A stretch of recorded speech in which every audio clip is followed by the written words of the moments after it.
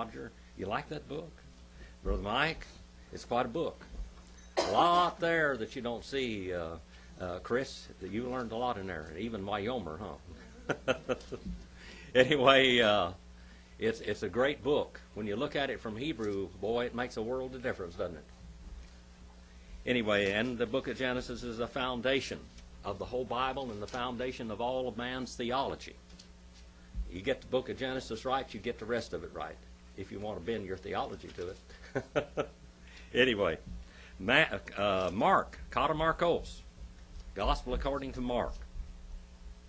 Mark looks at Jesus as what? What flag represented the Gospel of Mark? The beast of burden, wasn't it? The calf or the cow, all right, that was on the flag. Jesus was a servant of mankind. He came to serve, not to be served at that time. The next time he comes, how is he going to come? As the King of glory. As the King of glory. All right. Mark 2:13. We just had the healing of a paralyzed man, and it says they kept on being amazed. And after he walked off with his bed, his pallet, his stretcher, he walked off with the stretcher. First of all, what did he tell him? What did he tell the man that just absolutely made those Pharisees and scribes extremely angry? What did he tell them? He told the man, your sins are forgiven. They said, only God can forgive sins. He said, I'm going to show you something so you will understand that the Son of Man, that even I am the servant, but I am Jehovah God. I'm going to show you that I can forgive sins. He said, get up and walk. And he just stood up. The man had been paralyzed all his life. All right, let's go on a little further. I'm going to read this to you like I have been from out of the Greek, and hopefully that doesn't bother you too much. And he went out again beside the sea, the Thalason, the sea. Now, the Sea of Galilee, or the Lake Gennesaret, or Lake of Galilee, is not actually a sea, but it's a large body of water, and they called it a sea in Greek and in Hebrew both. Mayim or Thalase, all right? By the sea, and all of the Oklos, kept on coming toward him. How about the word oklos there? What does that mean in Greek? Oklos. It says a crowd or a multitude. How many people is that? 5,000. Thank you, Marilyn. 5,000 people plus. That's how many was there. That word tells you that there's at least 5,000 people here gathered around him, okay? At least 5,000 people. It doesn't say that in English, does it? But it tells you in Greek. All right? At least 5,000 people. And they kept on coming toward him, and he kept on teaching them. Remember, Mark is the master of what tense in Greek? Remember that? He's a master of the imperfect tense, that continuous action. He's showing the action, and it's like Hebrew.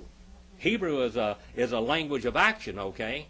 And he brings the Hebrew into the Hebraisms into the Greek here, okay? And we see that. And it became, as they, in verse, past one verse up, and passing alongside, he saw Levi. What does Levi mean? Levi. Remember what Levi means? Levi. Levi in modern Hebrew, Louis in old Hebrew. Louis and Levi. Okay, is the two different pronunciations of that, by the way. What does Louis or Levi mean? Anybody remember? One of Jacob's kids was called Levi, wasn't he? His name means to join. To join. To join. All right? And Matthew, his name, this was Matthew Levi. What does Matthew mean? Remember what Matthew means? means gift. It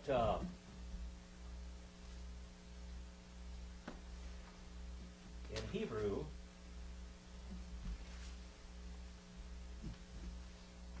matati, I think is what it is in Hebrew. It means gift of Jehovah, or gift of God. Calling, he saw Matthew, the son of Alphaeus. Alphaeus means a head. That's where we get the word alpha. You know, in a pack of wolves, there's an alpha male and an alpha female, isn't there? All right? That's where we get the word Alphaeus. Alpha. Right out of Greek. Alpha, the head or leader. All right? And this Alphaeus was he was a fisherman, by the way. Alphaeus. Son of Alphaeus. Find out where I am here again. These new glasses of mine are really a problem. They change the position of things. Sitting upon the tally house or the toll shed. And he says to him, you come on and keep on following me. And he, Anastasia, that's the word, the resurrect, he stood right up. He stood right up and he followed him. And he followed him. He kept on following him. Verse number 15 now. And it came to pass, as he was laying up. That's what it literally says. Laying up. As he was laying up in the house of him, now in Levi's house evidently, okay. Many tax collectors, tolone, many toll wardens, so to speak, toll wardens, tax collectors, and sinners. That word sinners there, look at that word sinners. Now, when they talked about the tax collectors in the, in the King James they called them publicans. Remember that? They're right next to Republicans, I think. I don't know. Publicans, all right. Anyway, these publicans and tax collectors, these tax collectors were looked at upon as terrible sinners because they had gone to work for the Roman government and they kind of sold out their own people. And a tax collector could extort any amount of money he wanted to get from you. In other words, they say, Brother Donnie, you owe $5 taxes this year for your house. And the tax collectors say, well, I'm going to get that $5 and I'm going to get $20 more. Your bill is $25. And they get to keep the 20, so they would rip the people off. Remember that little guy, Zacchaeus, down there by the city of Jericho, when he went by there? When he got down, Jesus said, come here. What did he start saying to Jesus? Everybody that I've stolen from, and I'm going to restore it back, because he was a tax collector, okay? And they were notorious sinners, notorious thieves. All right? Taxes are all right. The Old Testament had taxes, but they ought to be used in the right way, not to be thrown away. Our country throws away a lot of money, doesn't it? A lot of things. Tax collectors and sinners, and he laid up with them, to Jesus. And he laid up. Laying up with them. Now, why did they say laying up with them? Because they reclined up to the table. The table, I've got all kinds of things written over here. I hope I get that far. Here was a table, a long table, and there was couches here, or pallets all around here. And people would lay up to the table with their heads toward the table, and they'd lay on their left arm and they'd eat with their right hand. That's how come that woman could come up behind Jesus and wash his feet and dry his feet with the hairs of her head, because his feet were out here. All right? They were laying up to the table, and here's the food around. All right? And then they had a head placed at the table also. So they're laying up to the table.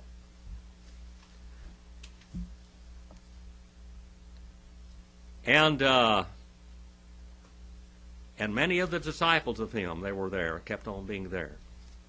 And they had followed him. They were following him. They kept on following him. And then verse number 16, and the one scribes and the Pharisees. Remember who these guys are, the scribes and the Pharisees? We got donuts back there, people. The Pharisees and the scribes. Who were the Pharisees? They were the people that thought they were so good that they separated themselves from everybody else in the synagogue, and they purported to be the highest leaders. And what were the scribes? They were the notary publics that wrote down everything that legally happened, from trading the chicken for a pot to whatever. They wrote it all down. And the Pharisees, having seen that he eats with sinners and tax collectors, and they kept on saying to the disciples of him that with tax collectors and sinners, he just keeps on eating. He keeps on keeping low company.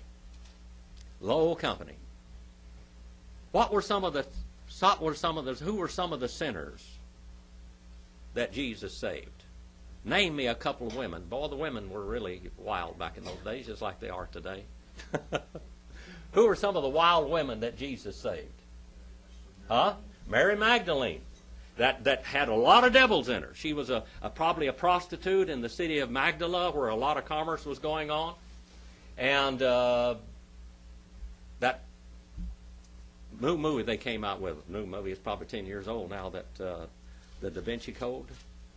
All right. With Mary Magdalene, that was Jesus' wife and all this. Of course, the Mormon Church believes that too. That was, and Joseph Smith is a product of that marriage. Well, Mary Magdalene was a sinner, and she wasn't Jesus' wife either, but she was a sinner, and she was a prostitute, and she was saved. Who was the other bad girl? Bad girls of the Bible. There's a little... The woman at the well in Samaria. All right. In the Gospel of John, the woman at the well. She was a floozy, a wild woman, running around all the time. She'd had somebody else's husband at the time. Not hers. It was somebody else's husband. And Jesus told all about what was going on in her life, and she repented of her sins and went and told the village. And the village, because she was such a terrible sinner, she went there and started talking about religious things and saying, I have met the Messiah. I have met the Messiah. Now, these are the people in that Samaritan village that didn't believe the way that the Jews did up there in Judah or Judea. They were head to head against each other. But this whole bunch got saved. A whole bunch of them just poured out to her, and they believed her because she was changed. They saw that there was a change in her life. She was a terrible sinner. And we have Zacchaeus, that little rat. That was a thief and a liar and a cheat. And he got saved. All right? These are some of the sinners that he run around with. Matthew, I don't know about Matthew Levi. Matthew Levi might have been an honest tax collector, possibly. They followed him, and they kept on saying to his disciples, he is eating with sinners and tax collectors. And having heard this, the Jesus, he says to them, is this bothering you reading this from Greek? Is this all right? Okay. And he says to them that not need they have the ones being strong. You Pharisees, you say you're so strong in the Lord that you can just walk right up and sit right down by the side of the throne of God and say, move over. Look how good, holy I am. He said those that are weak are the ones that need, weak and sick. The weak and sick, they need a physician. A doctor. See there, Dr. John? We got the need for doctors in the Bible. But the ones the ones having illnesses. Brother Brett, I want you to get straightened out and get in that college and stay in there and become one of those physical therapist guys, because the world needs you. See, right here from the Bible, it tells us that. All right? Right here. Having, not they come to call the righteous, but sinners. Those that were righteous, those that thought they were righteous, they're not going to listen to God. And Jesus is going to have a little something to say about the eternal sin in just a little while too, isn't he? The eternal sin. Those people were committing the eternal sins that they weren't going to be forgiven of because they wouldn't let the Holy Spirit work with their hearts. You know what keeps you from being saved? You're fighting with the Holy Spirit, and when you fight with the Holy Spirit, you're in a lot of trouble. You're in a lot of trouble. We'll get to that later. And they kept on being disciples of John, and the Pharisees are fasting. They're going without food. Now, how many of you ever fasted? Any of you ever fasted? Have to go in for a medical test. Sometimes you have to fast, don't you? Sometimes you fast when you want to pray. All right? He said the Pharisees and the disciples, John, they fast. And they come and they say to him, why? The disciples of John and the disciples of the Pharisees, they fast, but the ones, your disciples, they do not fast. All right? Why do your disciples not fast? And he said to them, to Jesus, not as able the sons of the bride chamber, the nymphonos, the bridal chamber, in the while or during the bridegroom was with them to fast. Now, during a wedding feast, do you think that's the time to fast? That's not during the wedding party. That's not the time to fast. When you have all the food laid out with all the wine and everything they had, with all the delicacies of the time, is that the time to start fasting? No. He said, this is ridiculous. I'm with them.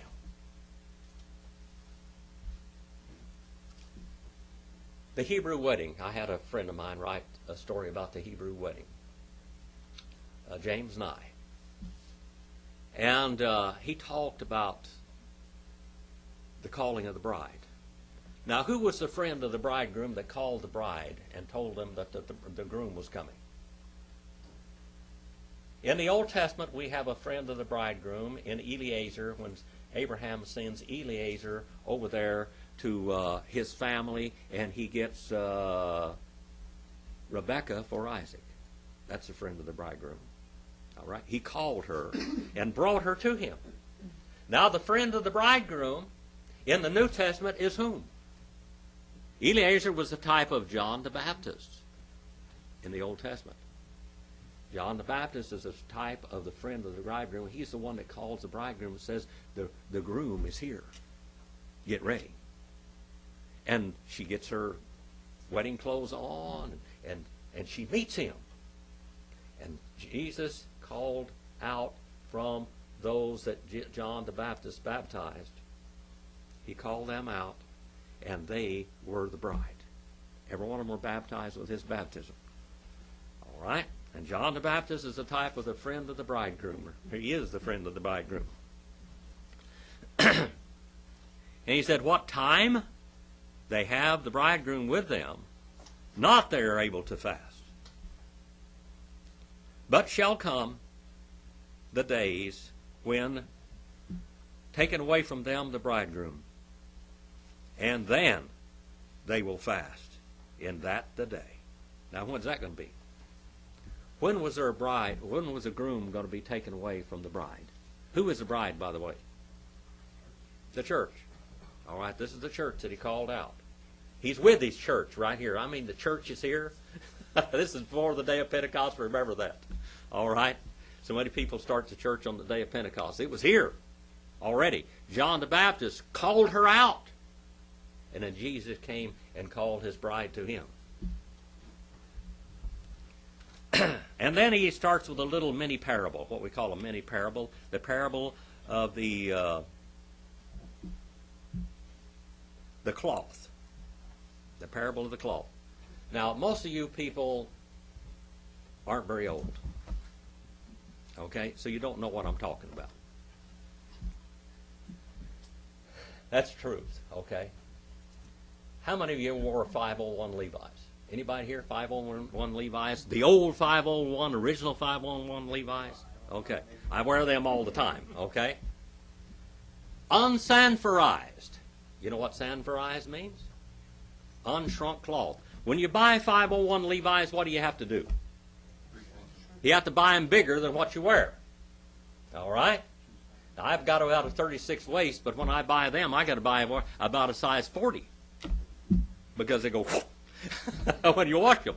All right? They just go like that. And the length comes up too. You put them on the first time when we were young, and stupid. Back in the old days, this is the way the cowboys did too. The cowboys would buy the Levi's to fit them because they were never going to wash them. Now, when I was young, Brother Mike, you remember this? You're about what Mike and Rex and Connie, about the only ones here, maybe Brother Roger and Dave. I don't know you did this. I don't know you was dumb as we were. But back in the 50s, we bought these 501 Levi's, and we bought them too long, and we tucked them under and ironed them real sharp creases on them, put creases on them like that, and then you wore them until they fell apart.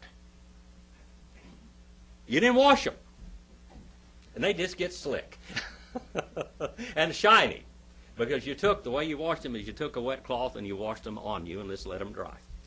That's the way the cowboys did 100 years before that. They never washed their clothes. This is talking about that type of cloth here.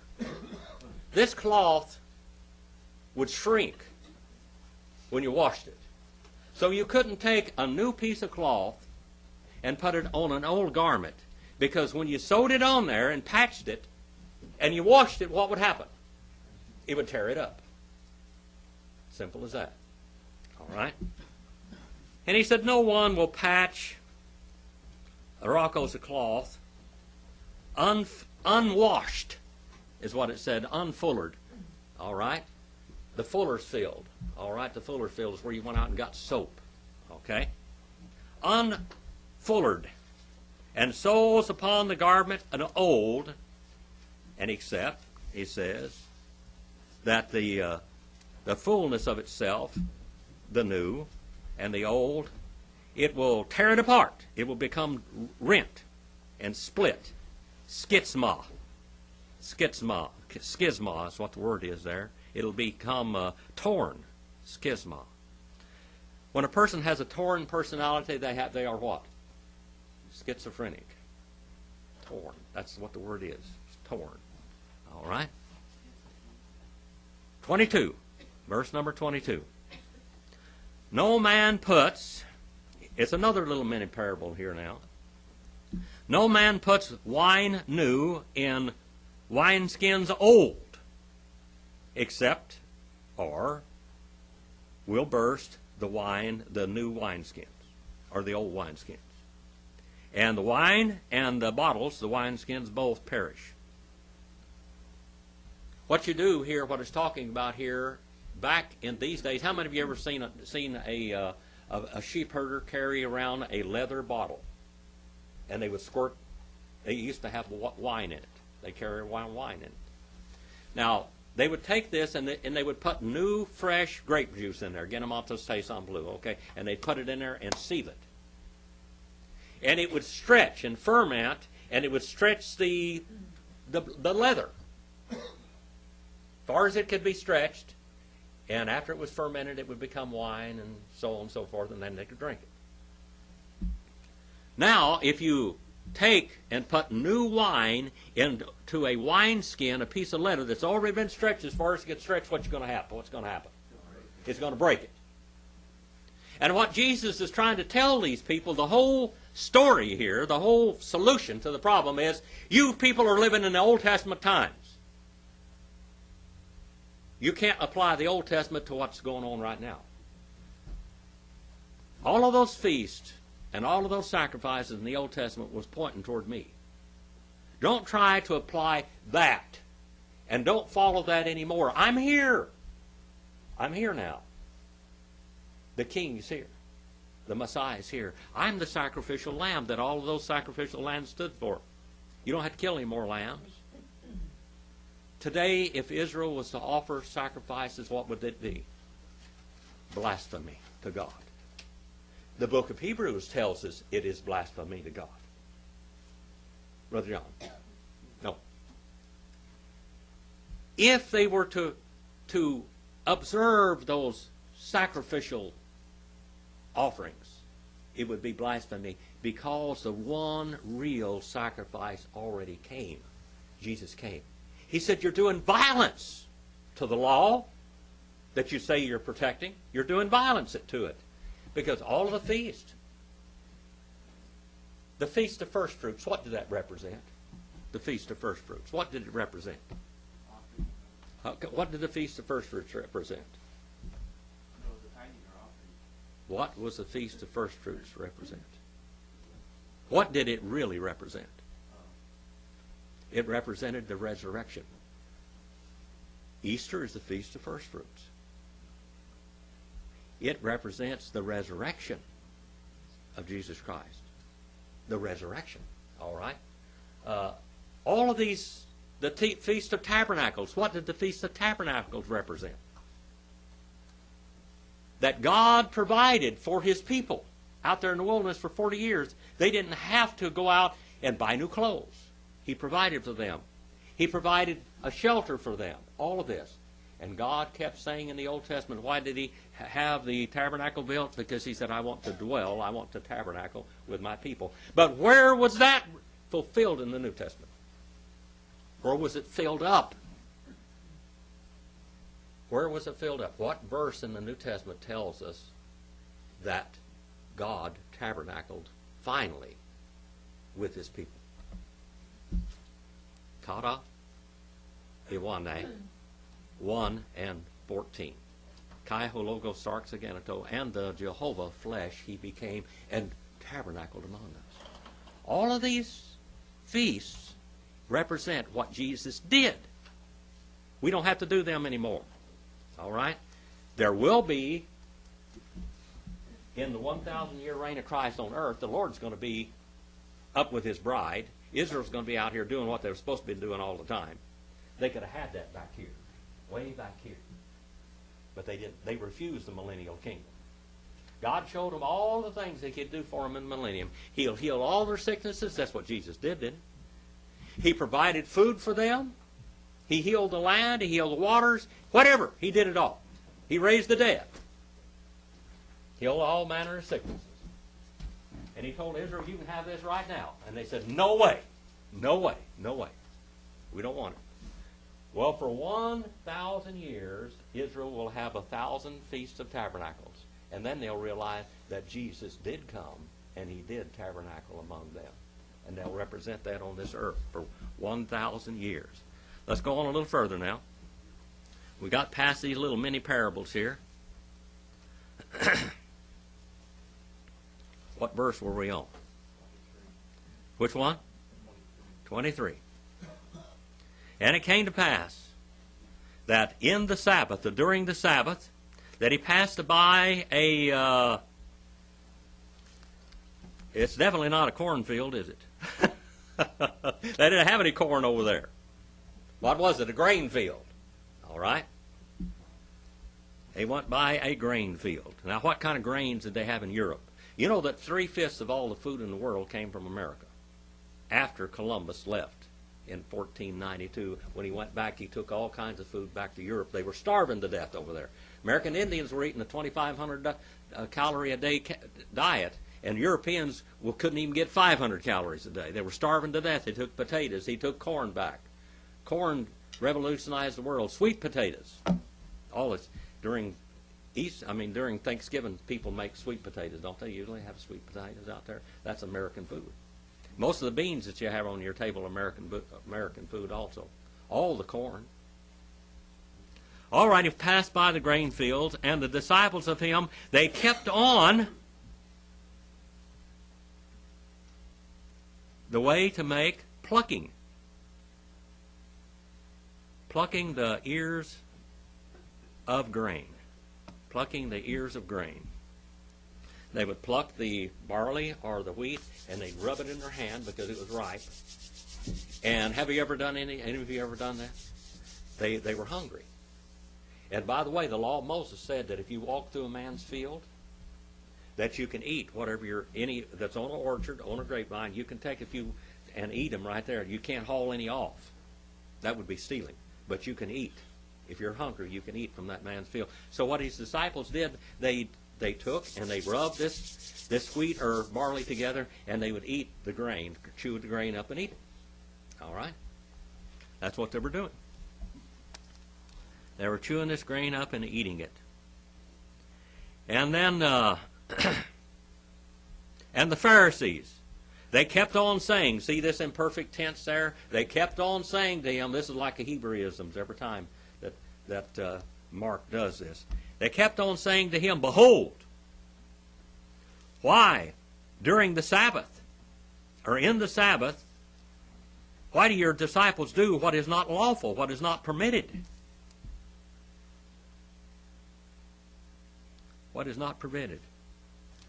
Now, they had set aside the law of Moses and started following the traditions of men, their own traditions.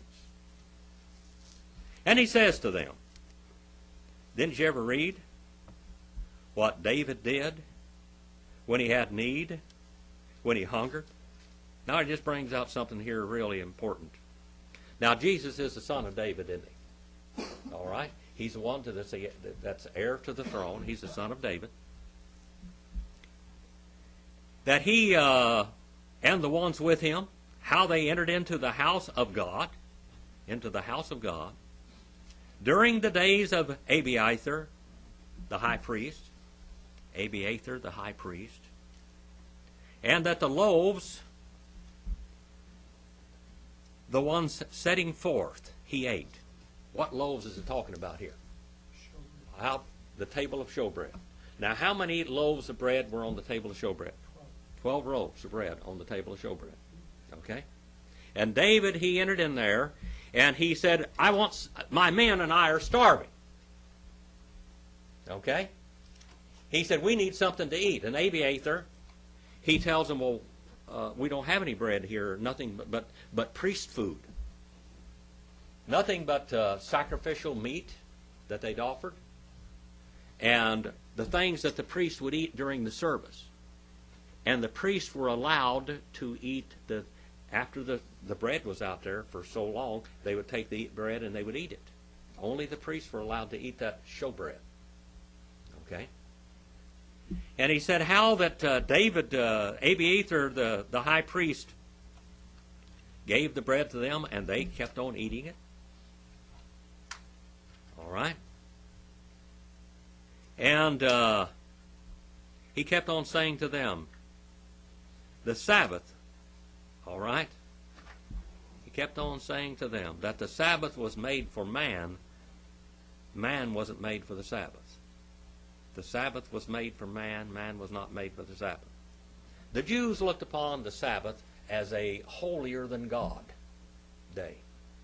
Just think about that. They worshiped the Sabbath, but they wouldn't worship God. They worshiped the Sabbath, but they wouldn't worship God. And he said, was man made for the Sabbath, or was the Sabbath made for man? Why was the Sabbath made? Why was the Sabbath year made? Think about it for a while. God told Israel that you will not farm the seventh year. That was high taxes on them, by the way. Those farmers had to pay how much? They had to pay a tithe, which is how much? 10%. Plus they paid the first fruits taxes. And then every seventh year they had to leave the land fallow.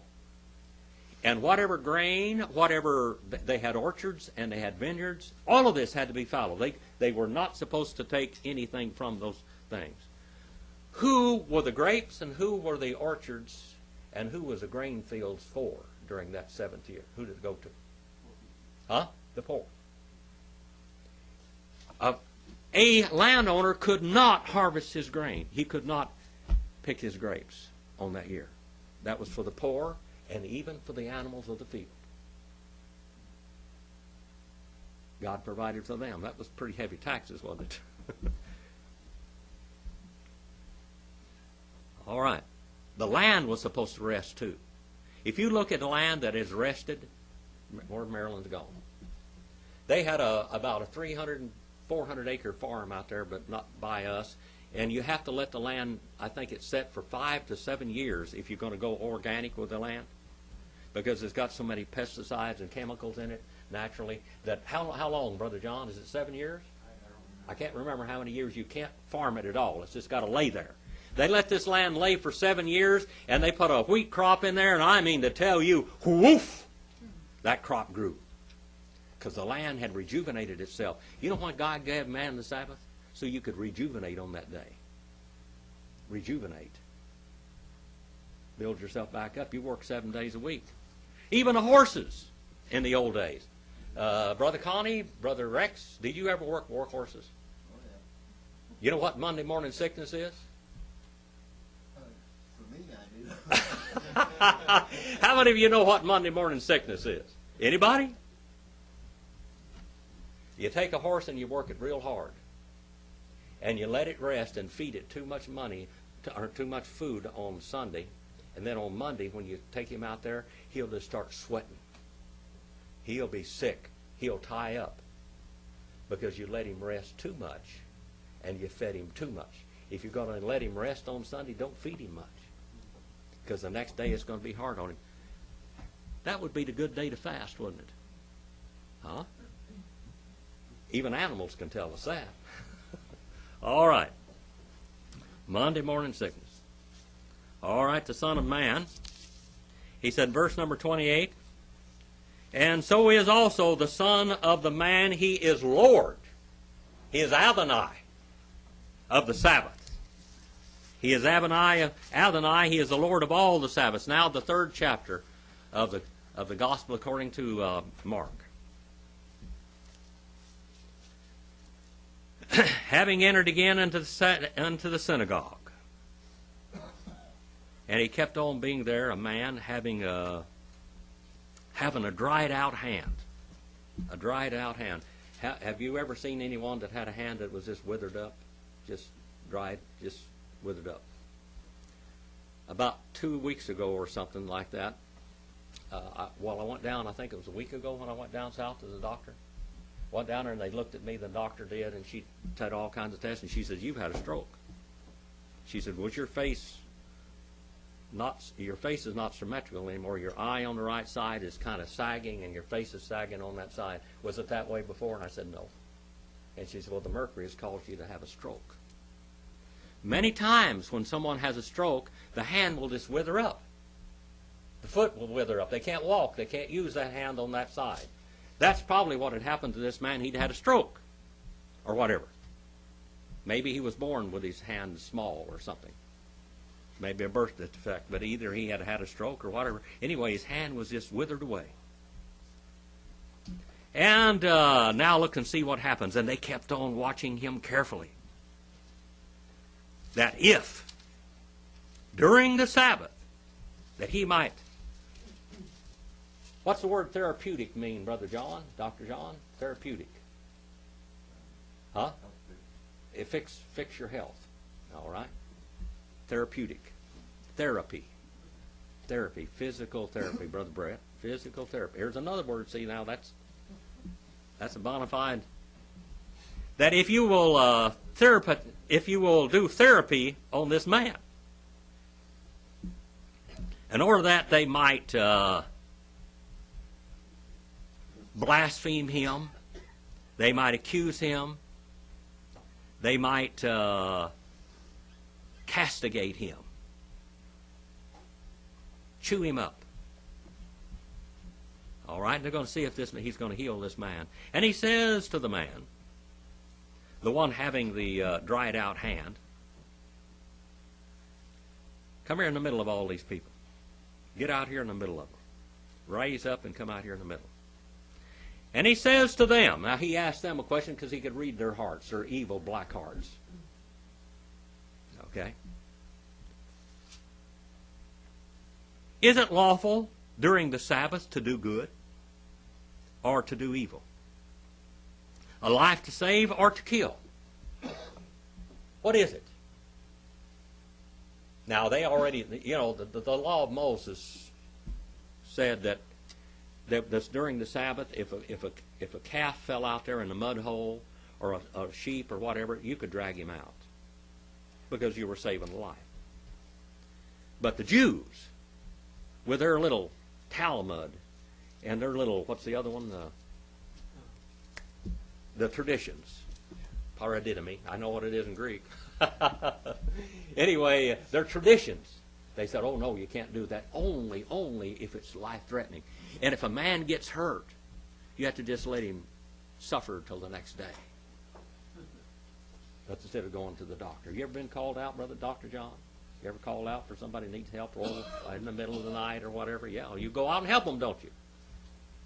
Well, the Jews said, no, let's wait till the next day. Everything will be all right unless it's absolutely life-threatening. And they were silent. They kept on being silent.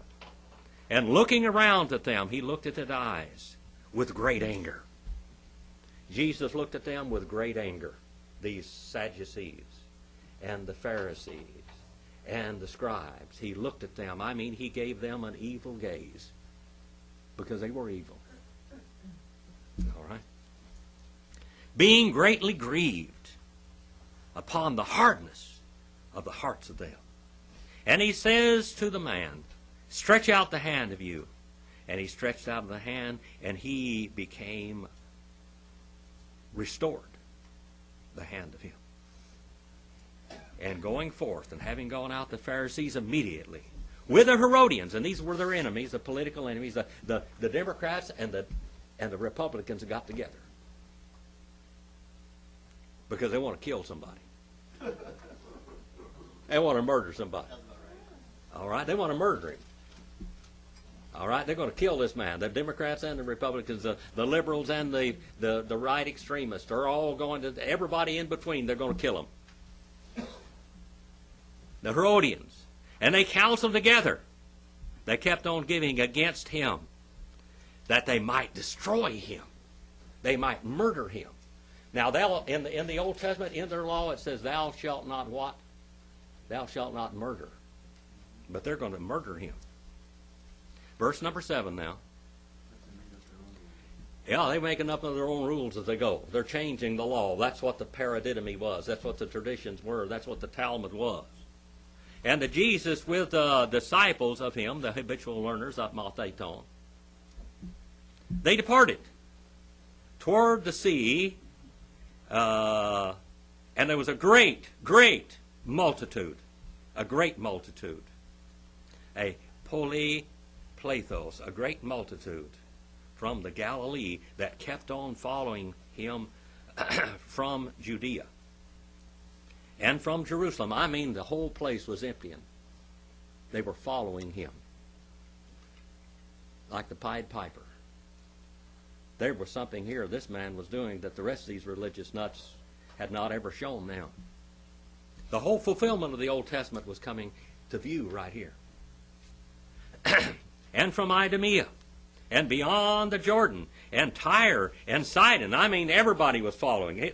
This is 30 or 40,000 people following Jesus. That's a lot of people. A great multitude. Having heard what things that he does, they came to him, and he told the disciples to him that he to get a boat ready, because the crowd was pressing so hard, the Oklahoma was pressing so hard against him that they were suffocating them. They were suffocating the disciples.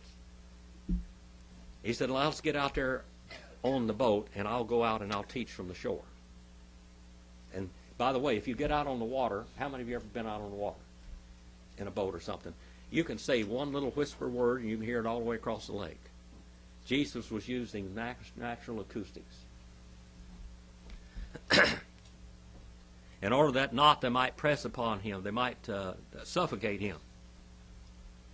For many he healed, so as to fall upon him in order that he might touch as many as had mastigas.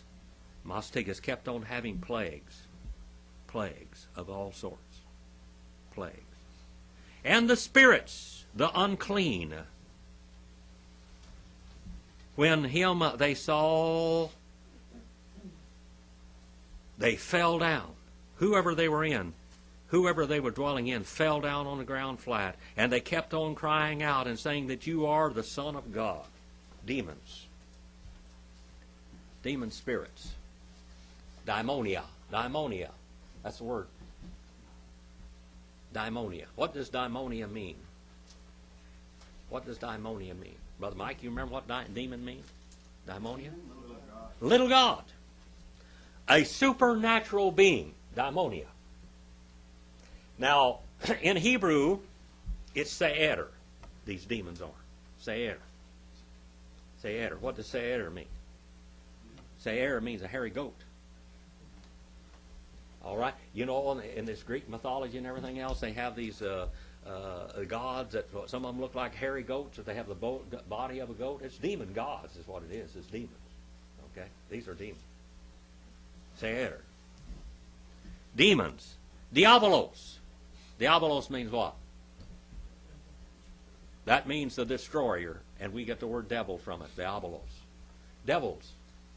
And Apollyon. Apollyon, the name of Satan. Apollyon, one of his titles. What does Apollyon mean? Apollos in the New Testament, the man named Apollos, his name means destroyer. The one who destroys. Now, when they were trying to destroy Jesus, that's the word they used. They weren't destroying him. They were acting like their father, the devil. All right? Acting just like their father, the devil. Turn this old antique machine over. Maybe.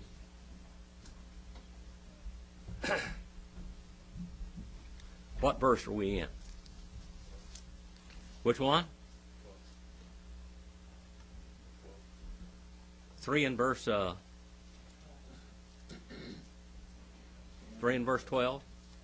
All right. And straightway, or immediately, he warned them that not they might make him known. Verse number 13. And he goes up into the mountain, and he calls to him those whom he wished. The word "wish" there is it means that he had a spiritual job for these people that he wished, and they went with him. And he made 12. Now let's look at these names of these 12. All right? The names of the 12.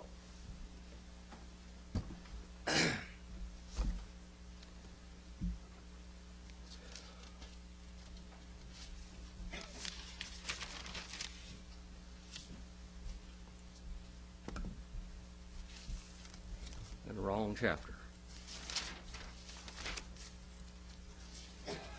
Get all these names here for you, because every name means something.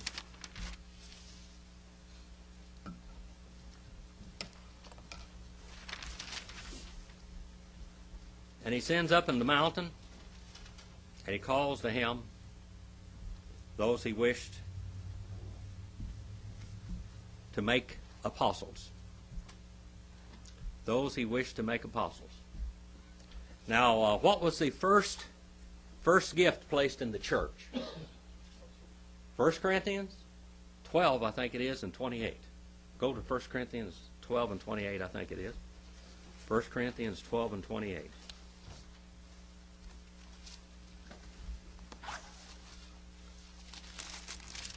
Got too many notes here. 1 Corinthians 12 and 28. Who has got that? Want to run up here and read it? Anna, you got that? You want to run up here real quick and read that? Back there, these microphones won't pick you up anymore. Used to have the microphone on the camera, but now it's up here. All right, Anna. 12 and 28. Uh-huh. Here are some of the parts God has appointed for the church. First are apostles. Second are prophets. Third are teachers. Then those who do miracles. Those who have the gift of healing. Those who can help others. Those who have the gift of leadership. Those who speak in unknown languages. All right. Okay. The first gift placed in the church was what? Apostles. What else could these apostles do? They could do great miracles. All right. Now let's look at this. All right. And he prepared 12. Duodeca. I had a guy tell me one time, what system are we getting acquainted with right now? The decimal system, okay? How many, what is the number? It's all in what? All in tens. It's all in tens, isn't it? 10 decimals. feet is in how many inches? 12. All right? And this guy said, if God wanted us to have the decimal system, we'd had 10 apostles instead of 12. That don't mean anything, but I thought I'd share that with you. All right? 12 apostles, whom he sent. All right? He sent out with authority, and that's the word apostle right there. The word he sent is the word apostle. And he named them that they might be with him, that he might send them to preach, caruso, to have authority to cast out these supernatural beings, these satyrs, all right, these hairy goats, these demons, these little supernatural beings, all right? The word demon means to have dominion over. Did you know that? The word demon means to have dominion over. When demons are in a person, when a demon is influencing a person in this world, lost people, they have dominion over them. They think they're doing their own thing. They're not doing their own thing. They're doing Satan's thing. All right? They're being demonized. They've had dominion over them. Evil spirits in Hebrew is ruah ra. Ruah ra. All right? Spirits evil. Then it says, and he prepared the 12, and that he laid a name upon Simon Peter. He laid a name upon. That's what it says here. He laid a name upon Simon Peter. Simon means what? One who hears. What about Peter? Okay, that means a little stone. All right. How about Cephas? That's an Aramaic word, and that means what? It's usually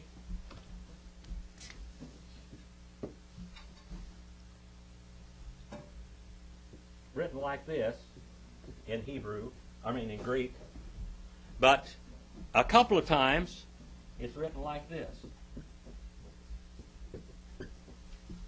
Cephas and Cephas. That's got the idea of sea, all right, Cephas or Kephas. Cephas means, in Aramaic, means a pebble or stone. Simeon. So he gave him that name. He placed that name upon him. And then James. All right? And then James. How about James? James means to follow the heel. That's, the word is in Hebrew is Jacob. And Zebedee. Zebedee. All right? This is a husband of Salome and the father of James and John, sons of Zebedee. Zebedee. And that means Jehovah is gift. He was a fisherman by trade. And John. And John means a gentle or a dove or at peace.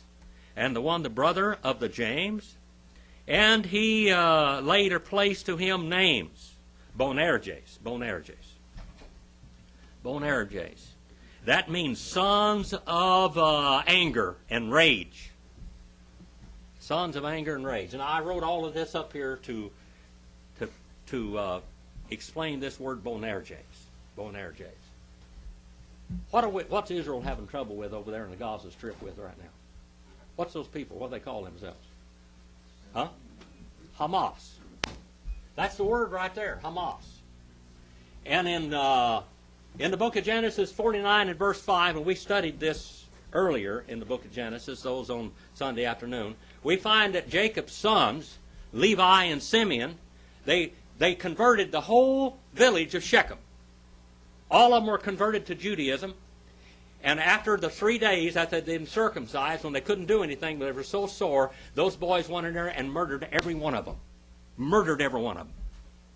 Murdered all of them, stole everything they had, burned their homes up, everything else. They destroyed them.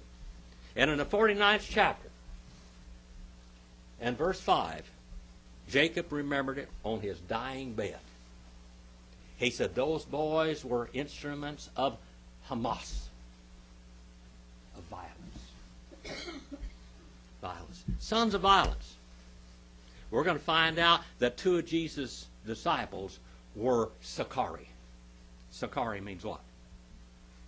Come on, we studied this a little bit before. The assassins. 2 of them were assassins, and we're going to look at them. One of them was Simon the Zealot, Simon the assassin, And the Hamas, it's actually is like Hamas. It's like a clearing your throat. That's like a CH. Hamas. All right?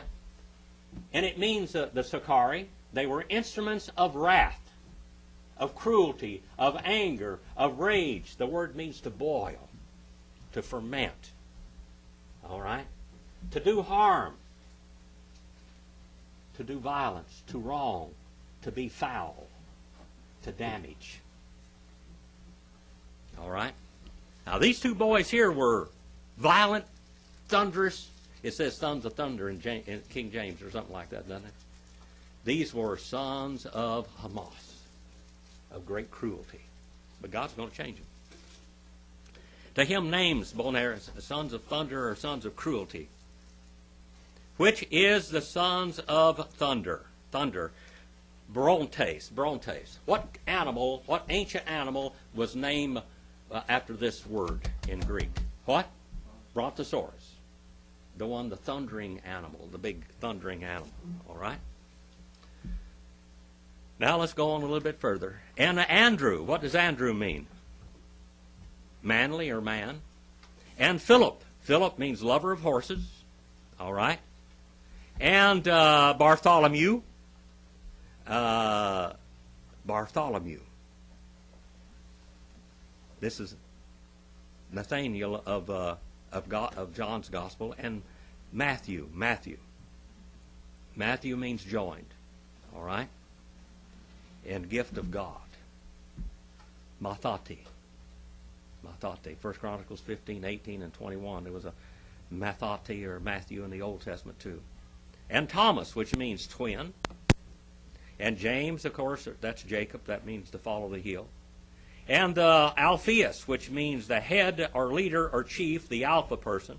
And Thaddeus. Thaddeus is Syriac, and it comes from Thati. Thati, which means breast. Thati is breast. All right? And also it's called Labius. Labius comes from Laban. In Hebrew, what does Laban mean?